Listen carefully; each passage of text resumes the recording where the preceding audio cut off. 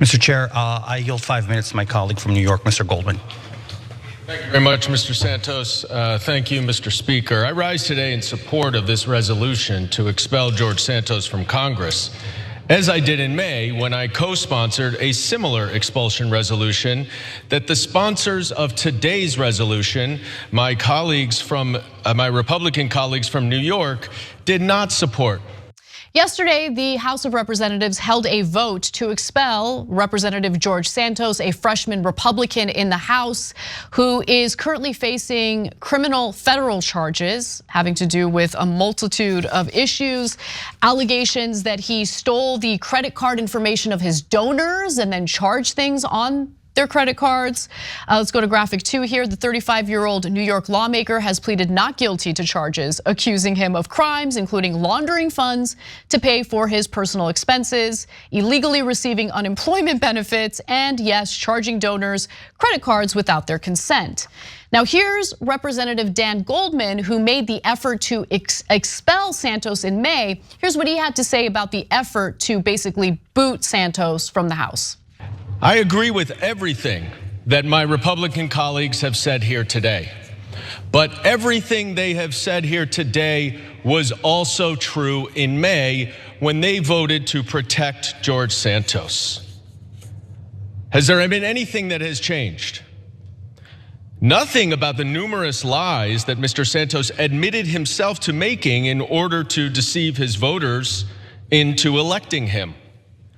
Nothing about his status as an indicted criminal defendant.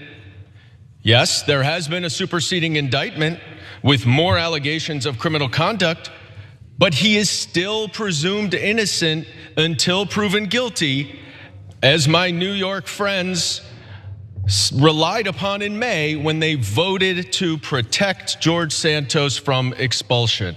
Well, New York Representative Anthony D'Esposito, who's a Republican from New York, responded to Goldman, expressing why things have changed. Let's watch. A colleague from New York, Mr. Goldman, when he asked what has changed. Well, what has changed is that there's an additional 13 indictments or 13 charges in an indictment with a campaign treasurer pleading guilty. What has changed is that when we had discussed this back in May, when he co-sponsored that legislation, I made it very clear that I was in support of it. But I also know how to count and realized that we did not have 2/3 of the House. And perhaps we won't this evening.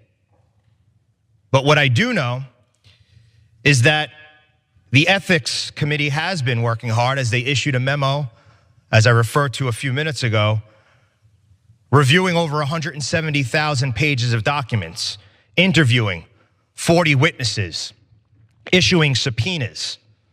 So things have changed. Well, the vote failed. Big time. So let's take a look at the screenshot of the vote, which will show you that 24 Republicans and 155 Democrats voted yes to expel George Santos from the House. 182 Republicans and 31 Democrats voted no. Now listen, at first, I was a proponent of expelling him. It was, I think, a knee-jerk reaction to the fact that this guy is a liar. He's also, I mean, he hasn't been found guilty, he hasn't been convicted yet, but very likely will be convicted of financial crimes, like stealing money from his own donors, stealing their credit card information and charging things on their credit cards. And look, the reason why I say he's likely to be convicted is because he played the same games and ran the same scams in Brazil. Okay, so this guy is a mess. However, he's running a re-election campaign as we speak. I think he's likely gonna get voted out, and I think it's really up to the people in his district to decide. And Jamie Raskin happens to be one of the Democrats who voted against expelling George Santos from the House. I'm gonna give you his statements in just a moment, but first I wanna go to you, Woz. What do you think? I don't know what to think, honestly, and because obviously this guy is a joke. He's made a mockery of the entire system. He's not the only one. he's exactly, but he's lied at every single turn about, schools that he went to, jobs that he's held. He even lied about being of Jewish faith. Like this guy, look, there's no bounds to this guy's lying.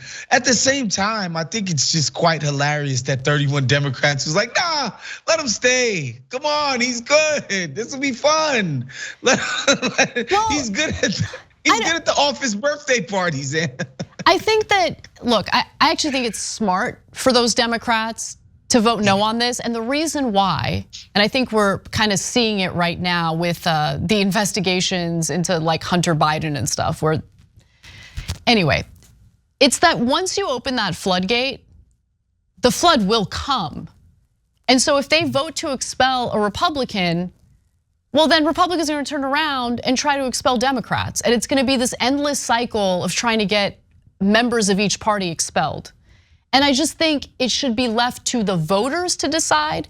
Now, if this were the Senate and we're talking about someone who just got elected and will be in office for another 5 years, maybe I'm gonna change my mind a little bit. But we're talking about the House of Representatives, where Congress people have to be reelected every 2 years. So I want the people in his district to make that decision. I think that's a smarter strategy here. I hope they don't let us down. We'll see. But here's what Jamie Raskin had to say about his no vote. I'm a Constitution guy. The House has expelled 5 people in our history, 3 for joining the Confederacy as traitors to the Union, and 2 after they were convicted of criminal offenses. Santos has not been criminally convicted yet of the offenses cited in the resolution, nor has he been found guilty of ethics offenses in the House internal process, which I will say is an indictment of the House ethics internal process. He continues though, this would be a terrible precedent to set, expelling people who have not been convicted of a crime and without internal due process. If and when Santos is convicted of these serious criminal offenses or ethics charges, I will certainly vote to expel. Until then, it's a very risky road to go down, and we have to stick by due process and the rule of law, as obvious as the eventual result seems.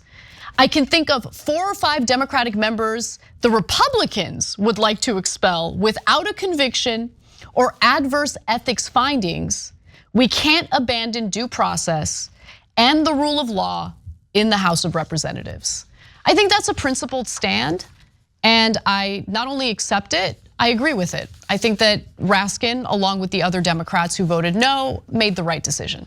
Yeah, I tend to agree with that as well. Of course, again, when the Democrats decided to go with Russiagate and essentially contesting the election, Donald Trump took it further when he legitimately lost and has just not let it go. So we know how these things go, right?